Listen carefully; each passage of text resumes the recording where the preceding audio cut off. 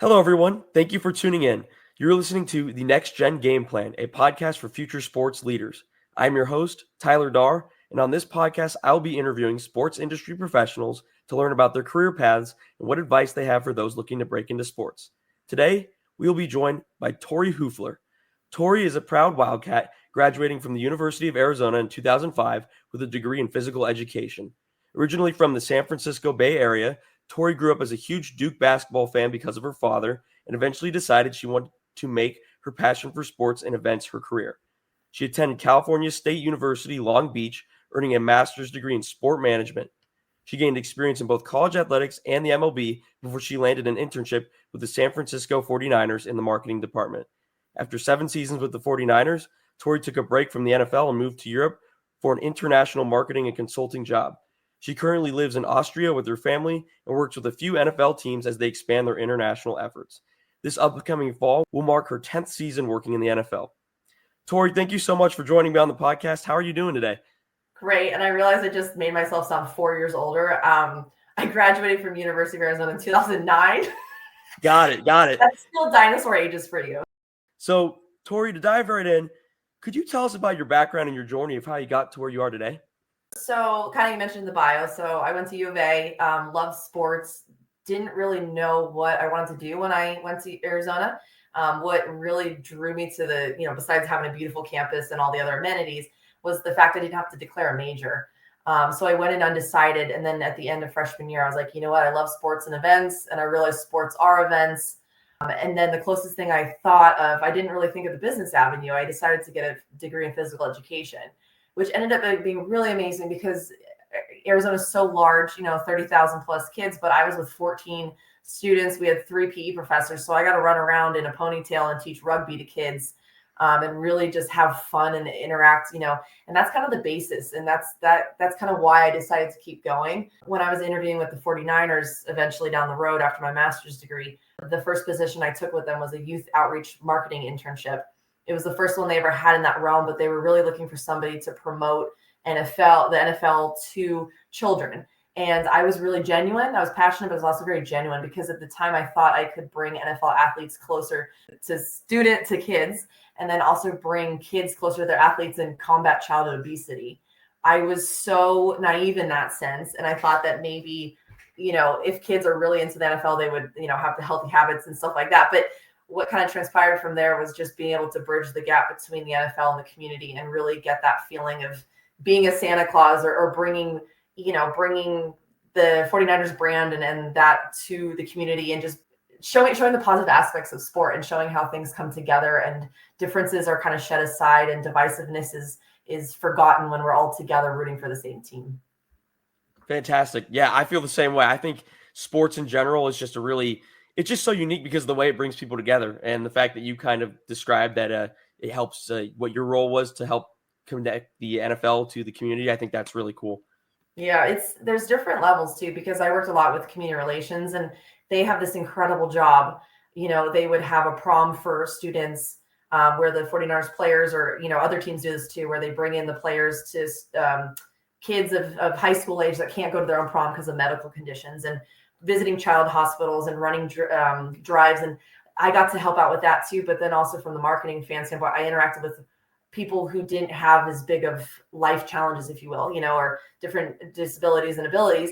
And they still love it too, right? So it's no matter where you are in your life, you can still really be inspired and positively impacted by just having a small interaction with a team. And it doesn't have to be a professional team either. It could be college level, minor league, etc. But I just see this trend of like this ability to kind of break through barriers and bring sport together. And nowadays, it's even more.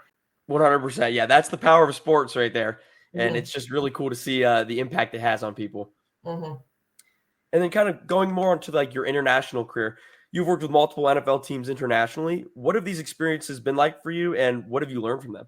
It's been amazing. I've been abroad now for 8 years. And so I kind of see myself in this unique position where I'm American. I have the typical standard background of my sports career with professional American leagues, mainly with the NFL, but I also dabbled in collegiate athletics and then also 1 year with the Dodgers when I was in grad school. But I think that all compiled with culture And then now that I'm in Central Europe, I've seen really the NFL just completely explode in the last, when I got here 8 years ago, it wasn't as big a deal, but I'd say in the last 5 years, like post-pandemic, it's just completely exploded, especially in the German-speaking region in Germany as well. Like that's just a huge thing. And I've had people come up and talk to me and just be interested in what's it about. They have no idea about a football. They have no idea what happens, why the whistle's always blowing. It's kind of, people make fun of kind of what's happening if they don't understand the game, but there is an interest or curiosity, like what's going on and what's behind this big push. So it's been really neat to be a part of that from the other side, from behind the curtain, and really kind of drill down into fanhood and what's making people tick and how is the culture different in the German-speaking regions than it is back home in America. You can't just walk in and host some giant event here and expect thousands of people to show up because there's an NFL team name on it. And that's been really interesting to kind of guide the teams and say, okay, how do you bring media and press coverage? How do you make sure you're interacting with either college or youth sports or, flag participants to come to these events? And you can't just assume, hey, we're throwing this watch party for this game on a Sunday night at 7 p.m. because of the time zone. And everybody just flocks to some major German city to come watch it. It's really interesting. And then also too, I did an event, the first NFL event ever in Switzerland last year, and it was a watch party. And that was really neat, but also just, you can't assume that the habits and the culture and the watching habits of Switzerland, the NFL fanhood is the same as Germany and the same as Austria. They'll speak German, different dialects, but you can't just assume one country is going to have a lot of the same, just because the same thing goes with like Mexico, Canada, and the US. Like you're going to, and within the US, people in Texas, might consume sport differently than Maine, than Florida, than California, right? So it's kind of dividing that up and not adding a lot of the American assumptions of, because this is how we do it here, this is how it's going to work there, this is how it's going to expand here, that's how people are going to consume, the sport product. For sure. Yeah, no, I mean, because they haven't seen the game themselves, they kind of have to be introduced to it, and it's kind of a whole new experience for them. And like you said, cultural differences, and it's really cool to see how it is growing internationally. I think they've done a good job, especially I've seen they've been scheduling a lot of games outside of the United States. They've been growing that. And to kind of see how you guys are introducing it is really cool. It's funny because I've talked to a lot of fans from different teams, and you can see kind of when people became fans. So like you have 49ers fans, and like they're from the Kaepernick era, or they're older, they're from the Jerry Rice and Joe Montana era, and I'm used to that from my time with the 49ers. Then you have people who are Patriots fans because of the Tom Brady era. Now, if you're really getting into it, you might be a Chiefs fan, and and then you talk to people. I met a Green Bay Packers fan the other day, and he's like, I really got into when Aaron Rodgers was there. And I'm like, oh, I was thinking Brett Favre. So it's like people kind of attach onto these like groups and the identity of the team at that point, right? So it's unfortunate to say, but if there's a team not performing that well on the field, it's going to be harder to kind of convert fans abroad because it's just not as enjoyable, right? To watch, people like winning seasons, but also they see the chemistry on the field. They get the stories behind the players. And I think that kind of grows. And they're like, I like that team. Now that's my team, because they're not, it's not like I'm from Denver. I'm going to be a Broncos fan. Like they don't have that local identity. So it's like, how do they get that fanhood? So working with these teams abroad now in Europe, it's like, this is your chance to go in and have a positive experience face-to-face in a fan event or a watch party and really talk to them. And they're like, oh, now I'm going to be a fan of this team because I had this great interaction with these people, face-to-face. Because like you mentioned, like they're not going to see a game unless they go to Berlin this year, went to Munich last year, or Frankfurt and London. There are a lot more games happening now internationally, but still the majority of people are not going to be going to a game in person. Yeah, absolutely. And it's kind of cool to see, like you said, it's like an era of a team, like the Aaron Rodgers era in Green Bay. It creates an era of fans, and then it just kind of goes from there. It's really cool to see. And then building on that, how do you believe American teams, particularly NFL teams, can expand their international efforts? The one thing I say is I think there's a definite advantage to East Coast teams, and that's just strictly time zone speaking, because whether or not you're going out in person to an event, if you want, really the core product again is the game on the field, like the live game, right? You can watch it later, you can watch it delayed. But if there's East Coast teams, they can watch a lot of the games at 7 p.m. here. If you're a West Coast team, half of your games, which are home games, are going to start at 10 p.m. on a Sunday. The Super Bowl starts at 12:30 a.m. here. So there's always going to be that, we're looking at the draft. What can teams do here to activate? But the reality is it's going to be 3 a.m. Like that's never going to be like a fan day during the day. You're only going to have super hardcore fans. And even then your hardcore fans are probably going to be sleeping on Thursday and not, not wake up for this draft, unless maybe they have the first pick or something. Right. But it's interesting to kind of play into that. And then also the calendar. When I first started in the NFL in 2010, there was really an off season and an on season. It was like there was a divide. And then, it kind of, after about 5 years, I'd say maybe 2015 or so, there was kind of this shift of just no off season. Let's really blow out the draft. Let's blow out free agency, the combine. It's just all these things like and it's great. The NFL, they're great at what they do, but it's like, there's just no seemingly off season and it's just saturated, to be the number one sport in America. But then that doesn't translate over for international audiences. So to me, for teams to expand, you really just stick mainly with your bread and butter, which is the season, the product. Don't try to do the combine. Don't, you know what I mean? It's like, give yourself a break, maybe focus on the domestic fans. And then really when the games kick off in September, like even preseason training camp, like to me, that's not really the core thing, so really start getting those fans, September to hopefully, January, February when the playoffs happen. Yeah, absolutely. I even know because I've been watching the NFL for a handful plus years now, and it just doesn't stop. And I bet for new fans that are getting introduced to the game, it probably seems like a lot. So kind of focusing on your main target points would probably be helpful for that. And then how has your experience working in sports outside of the United States been, and was it difficult for you to adjust to it? Not really. Like I left the US in 2017 and I kind of needed a break.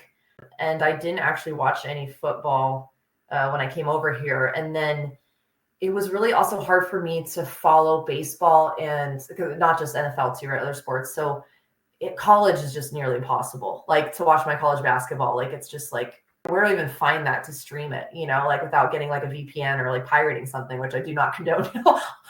That's hard, right? But then it's like all these baseball games start at 1 p.m., it's 10 p.m. and it just doesn't work. And then also too with the NBA, it's like, it's just so hard to do it. So that's kind of like the main point what I said is football almost has an advantage because it's once a week. And if you get that time slot and people can tune in, it's like that, to me, that's almost one of the reasons why this is blown up so much. When you're looking at the growth and the excitement of MLB in Japan, a lot of that is because I think the fans can watch the game because it's a completely different time zone, right? And like going back to like the Super Bowl, it's 12:30 in the morning for most of Europe. For Australia, it's the next day during the day. So like they're doing like boat parties. It's summer, it's the complete opposite time of year. So they're doing these parties like on these big yachts and things with a giant screen. So it's like you just adapt to it and people take that day off and watch it. And a lot of diehard fans or semi-fans will go to Super Bowl parties here and stay up till 4 a.m. and take the next day off, right? That's just like a thing.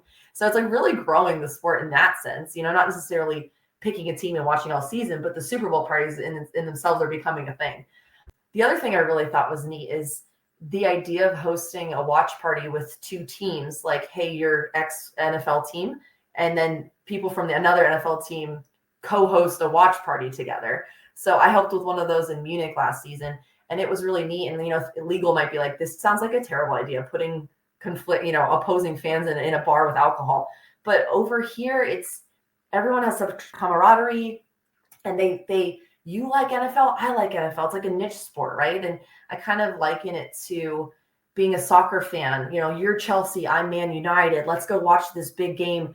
And maybe not everybody else in America likes it. You go to a certain pub, you watch the game together, and like you're wearing opposing jerseys or something.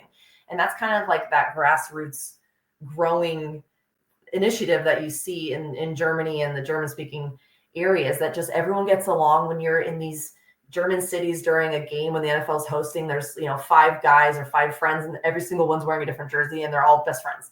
And they all just have different jerseys, right? So that's very different from America, where again, you have an affinity based off family or where you grew up or, who happens to be good when you start watching, that kind of thing. Yeah, no, it sounds like a really cool culture to be a part of. And that's really cool to see that you didn't really have too much problems adjusting to it and getting used to that.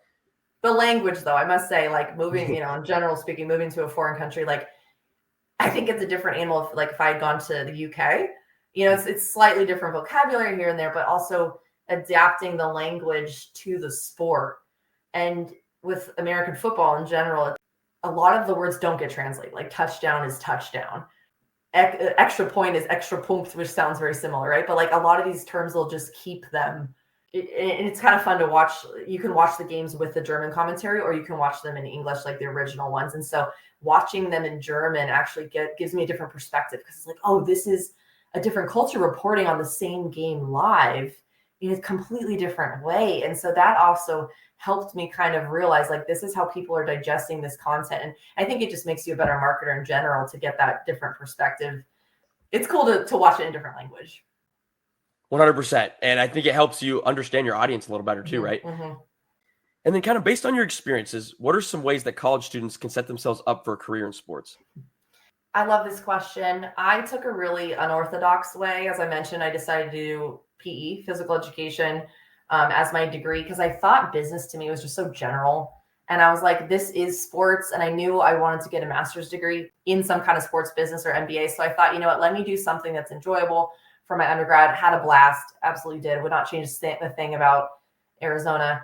But as I left, I saw a lot of people thought there was this way to do it. Like get a degree in the Eller College and intern for the University of Arizona Athletics, right? Or something like that, right? I was in Zona Zoo crew. I helped that a lot, and I was good friends with like the director. So like I wasn't totally involved in student government, but I was really involved for my last two for junior, senior year with Zona Zoo. So that was really neat to kind of get my feet wet from that perspective. But then I also worked in the weight room. So I was that was like the cool job back then. I don't know if it still is now. Like you need to know somebody to work in the weight room, but that's a different side of sport, right? So it's like people fixate on the teams because that's what's visible. That's who's playing. That's who you become a fan of. And that's the why, right? Like I like this team or this sport. But I think to remember that there's so many related peripheral jobs. If you want to ultimately end up with a team, you can get in that way, right? Because people are always looking for stuff from the outside. You can also do what I did and start as an intern. Like that's really, one pathway. And the advice I had when I first started was like, start in ticketing, start in sales. That can do that, right? But I'd say now too, a lot of they're always looking for business analysts and looking in that business side. And then if you get that data-driven analytics side, that really can catapult you later on to being to be a strategist, to be somebody making like financial or business decisions, and to really get into that strategic role. And that can set you up for a good C-level. And we're talking down the road, right? But I just kind of went with my passion. I started with like youth marketing, right? And I didn't have a background in marketing. I was a PE major, but I believed in it. And I really had so many ideas. I beat out, 200 people in this interview process because I stopped the guy in the interview. I said, I have some ideas. Can I read my ideas to you? And he's like, sure. So I'm like, these are cool things I thought about what I'd like to do if I got this position. And I just started telling him all these cool ideas I had. And I'm pretty sure that's what set me apart and why I got the job, because I didn't know anybody.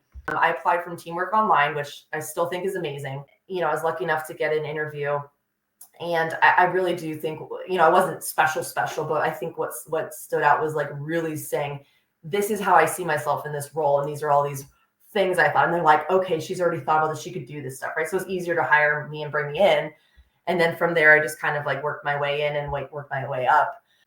This is so random, but I just love this is wear a watch. I think that's just like a general topic for like preparation in the real world, is like to always just pick up your phone and look at what time it is. Like you also get distracted. You look at notifications, like you start looking at your screen. And I think like just to glance at your watch and know that you're on time where you need to be, like, time management, it just starts with wearing a watch. And I didn't do that till a lot later. So I would say like, to me, that's so simple, and it doesn't matter what area you go into, but I think that's just something people can do is like get a nice watch you like. It doesn't have to be a lot, like something comfortable. And that's just a habit. Awesome. Yeah, no, I think, like you said, time management. So even if it's something small like that, just learning to manage your time, because I know sports is a very busy industry. You got to be on top of what you're doing. And like you said, being passionate, kind of what you described with your interview process, that probably sets you apart, sharing your ideas and making yourself stand out from everyone else. It's not a high-paying industry, so you do get a lot of high performers. I'm speaking from the club side because I haven't worked like on the agency side or partnerships, sponsorships, that kind of thing, or broadcasting. Because again, there's a lot of peripheral jobs, but I was privileged enough to work with a lot of high performers that just busted their butts to get in and do things, right? And you see that it becomes the norm, but also too, you realize like there is so much passion. Everyone becomes like a family or a team. There's such a good camaraderie, and people becomes good friends because it's not just a job. And the people are just amazing. Like, I don't think it's a typical office job where people just pay the bills. Because honestly, if you want to just pay the bills, you got to go somewhere else because you're not going to get paid a lot. You're going to work a lot of hours, and we're talking sports and entertainment. So when are these games going on? They're nights and weekends, right? So if you don't truly love it, people are going to fizzle out. Or if people are just in it for like the name, like you could get your foot in the door, but then it's like the door can just close on you if you're not willing to like really work hard and be a good person. I think the other thing is just keeping your reputation just polished and clean and network. And to me, the most important thing I have is my reputation, my network. You grow with these people, right? You all start as interns together and then you grow. Like I have a friend who's a GM of one NFL team. I have another friend we started out, who's a scouting intern. He interviewed for another GM position. Like it's amazing to see what people do, 10, 15 years later. It's like they can all rule the world together, right? So you come up together, and that's really neat to keep those relationships strong. And the industry is so tiny, especially in the US. Like it's just everybody eventually knows somebody. So it's like that's also to your benefit because for me to do stuff in Europe, I leverage relationships I have back home, but also it's constantly keeping up with people, talking to people, and then cold outreach, but also being able to like provide references and that person knows someone that knows someone. You have to prove yourself once you're in, right? So there's a combination of who you know, but also what you know. And I would argue what you know is more important because for me, I got in with what I know, what I could do. It was never who I knew. But now it's who I know, but it's because they know what I do, if that makes sense. So it's not like I'm just getting offered something because I know somebody. It's like I worked with her. I saw what she did. I can speak to this personally because it's their reputation. Then they can bring you in. So then this network kind of grows from there. So it's pretty cool to kind of see how that expands over, 15 years of a career. I think having a network is very important, obviously, but then you also have to have the skills and the necessary like characteristics to be able to be successful in the sports industry.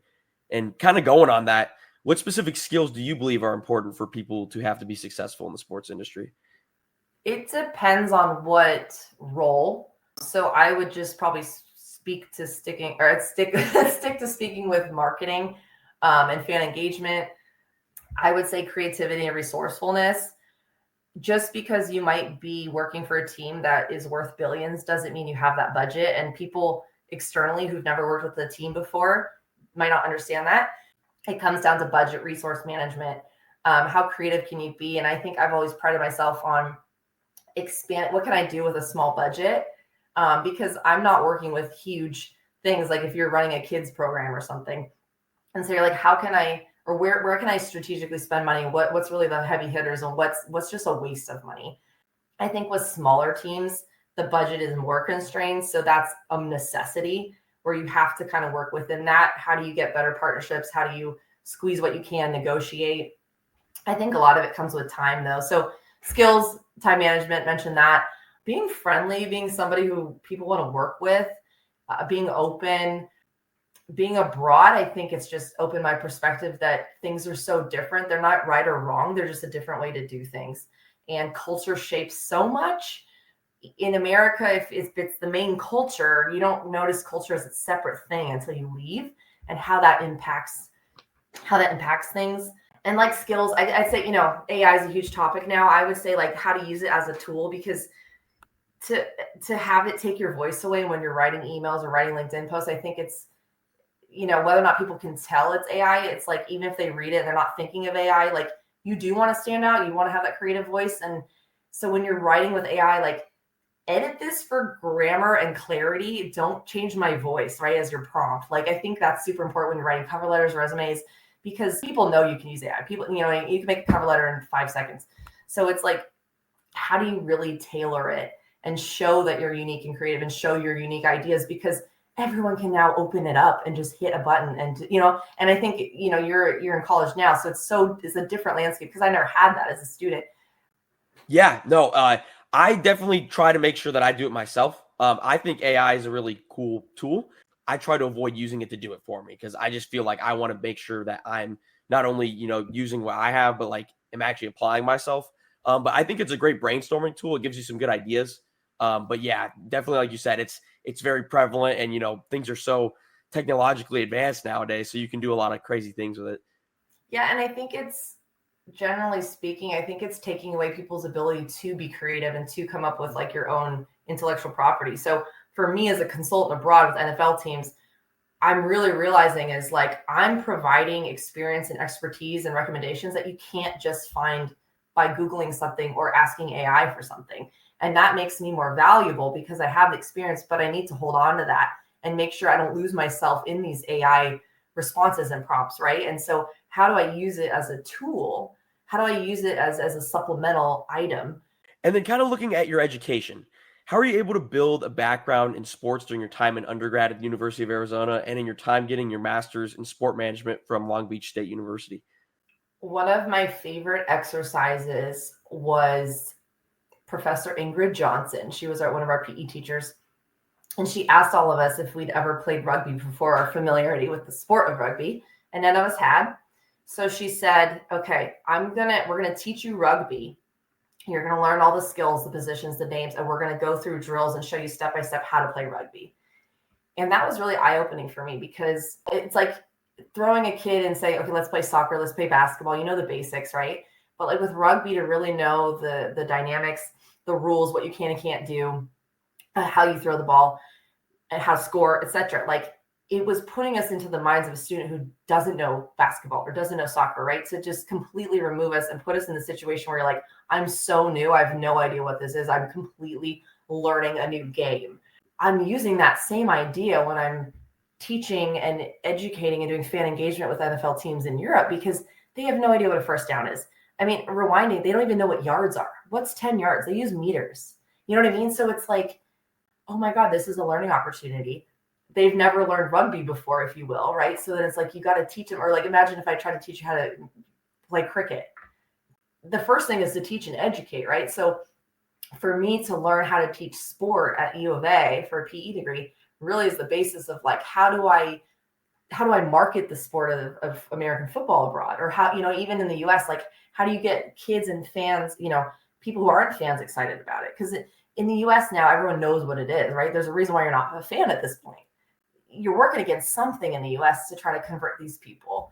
And it's really interesting because when you put yourself in that perspective, like they don't know why the whistle's being blown, why the flag is going, or this and that. If you start to understand what's going on, then it really becomes awesome. But if you don't know, and that to me, that's the basis, the education. Yeah, it's a learning experience. And I think the fact that you kind of had that experience in college that kind of showed you, how to teach others. And now you're using it today is really awesome.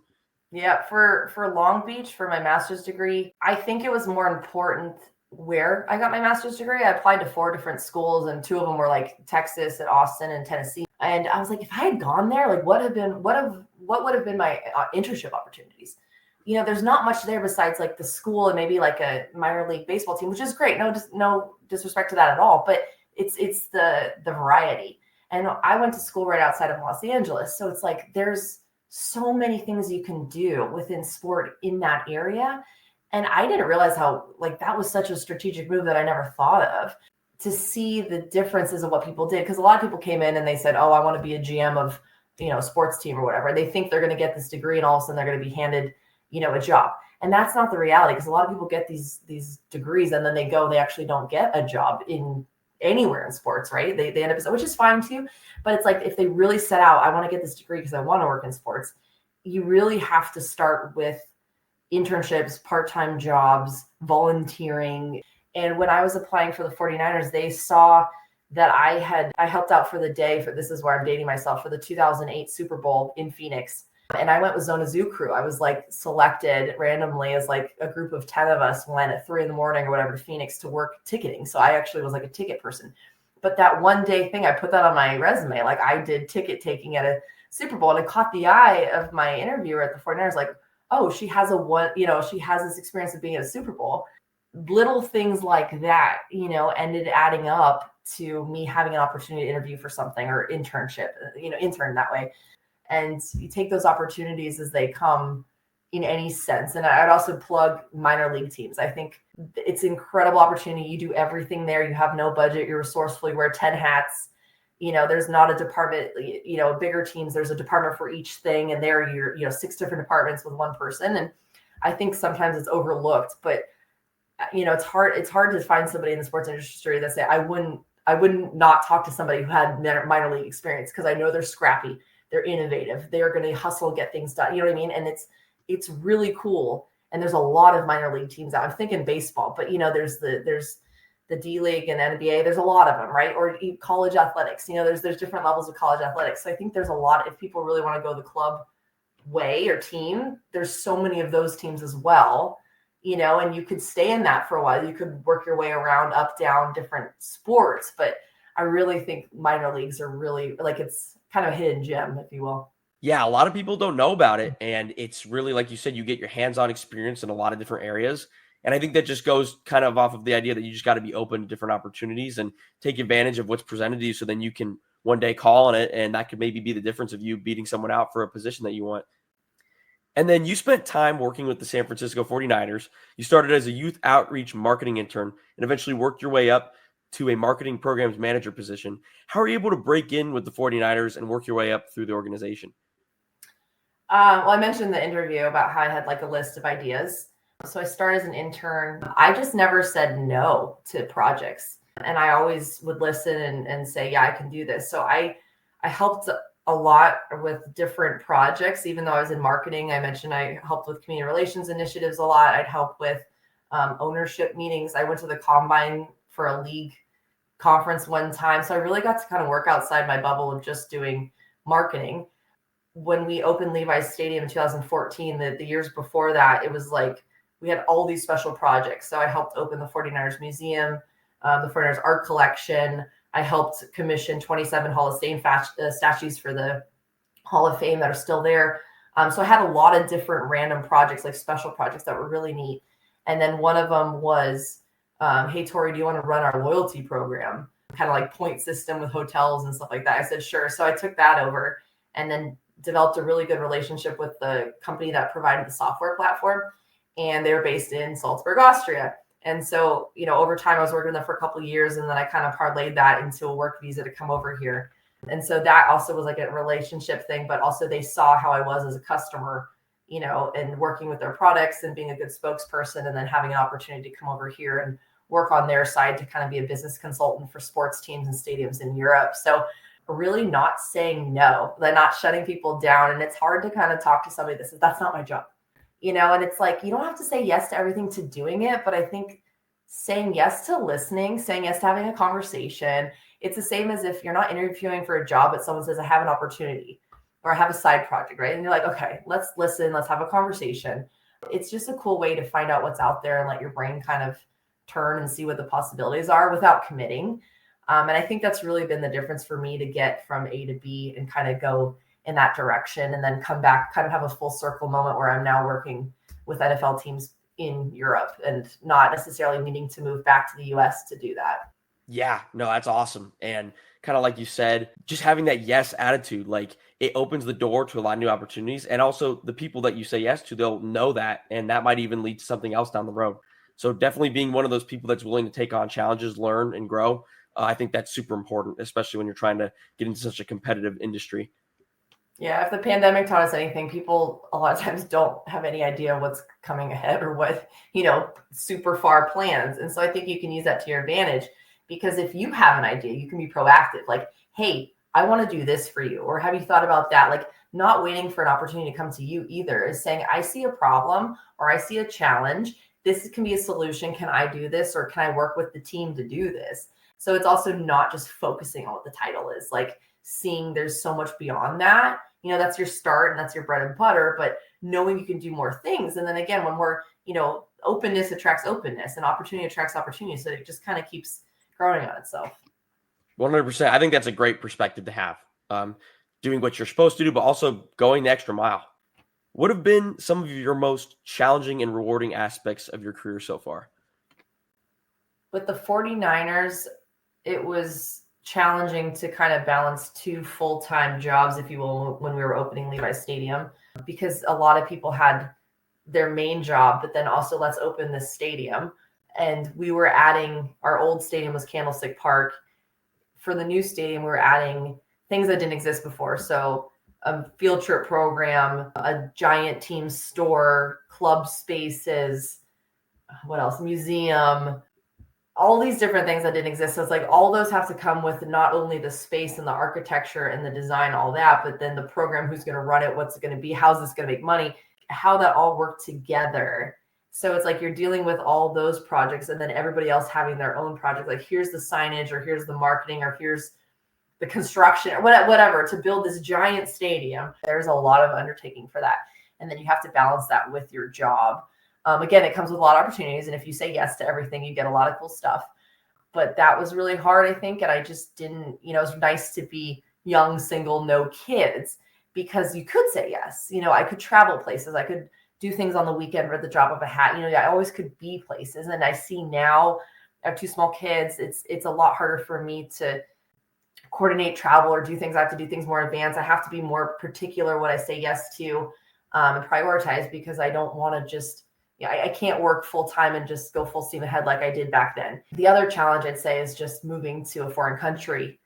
When you lose the ability to instantly communicate exactly how you want in your native language, and you're forced to go back to a new language, a language you don't know the words, you're slower, you're quieter, you just give up. It's like, you really appreciate the power of communication and effective communication in your home language. And you take it for granted growing up in the US. For most people speak English, right? Because it's ubiquitous.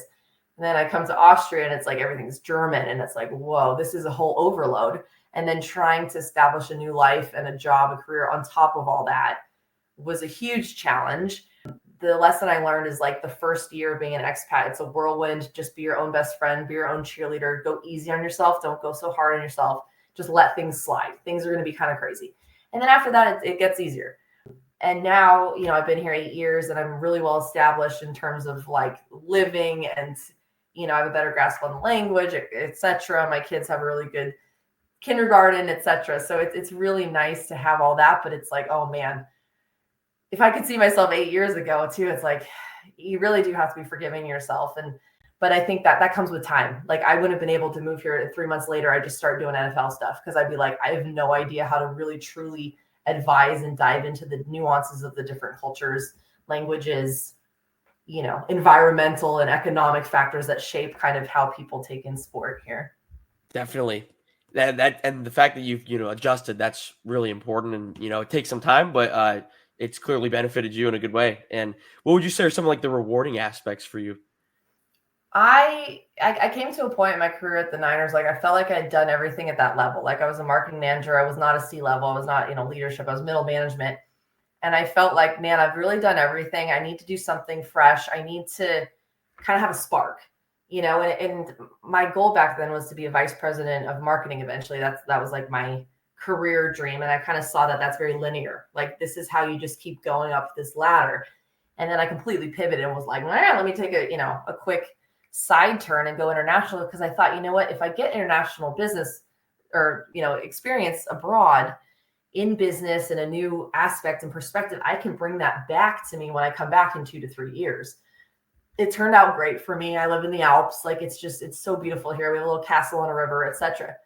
But it also made me open my eyes more, right? So it's like I've gotten to do all these amazing things that I don't think I wouldn't have had the opportunity to do if I just stayed in the US and stayed on my linear track. Would have been awesome. I know it would have been a great life too. It's pretty neat to be in Europe and to have that opportunity and to look and see what's going on in different facets. And it's not just working, with a sports team. Like again, there's a lot you can do. For sure. And then to kind of finish things up, if you could give one piece of advice to someone looking to break into sports industry, what would it be? Keep your mind open and not just look at, like as I mentioned before, not just look at sports teams as potential employers, but also to really go where your passion is. Because if you're passionate, you're going to work hard. You're going to, the long hours and the nights and weekends won't bother you as much. If you're in the right place, you'll know it. It's really hard to put in those hours and grind, especially in the beginning of your career when you can dedicate those hours, and in your 20s, if you're not fully into it. You have to be a fan of the business. You can't just be a fan of the sport, right? Because once you peel back that curtain, you're never going to go to a game and see it the same way. Game presentation, you're going to look at the scoreboard, you're going to look at the sponsors, you're going to look at, the signage or whatever, like whatever you end up working in, it's going to kind of change your perspective. So you really need to be a fan of the business of it. Don't have peripheral on, like keep a wide view, and don't sleep on minor leagues. Don't sleep on minor leagues. Perfect. No, I think that's great advice to end on. Kind of having that open mind, like you said, and being passionate. You have to be passionate to work in this industry, and really finding what you enjoy will allow all the hard times to be a lot easier. We're all fans at the end of the day, like you said, but you got to be a professional when you're working for a team, and just got to be aware of that for sure. There's no one right way to do it, right? You just gotta. My path, if you've learned anything from this, is like, let's go this way, make a left, flip around, U-turn, and then hop continents and jump this way, right? And then it all worked out, and it's still working out, right? Like, it's still going. I'm 37. I still got, 30, a little less than 30 years of my career ahead of me, right? So it's like, that's the other thing, is big perspective. What's 1 or 2 years of doing something or moving, especially in the beginning, because a lot of these opportunities, you might have to hop around the country. And some people say, I don't want to move.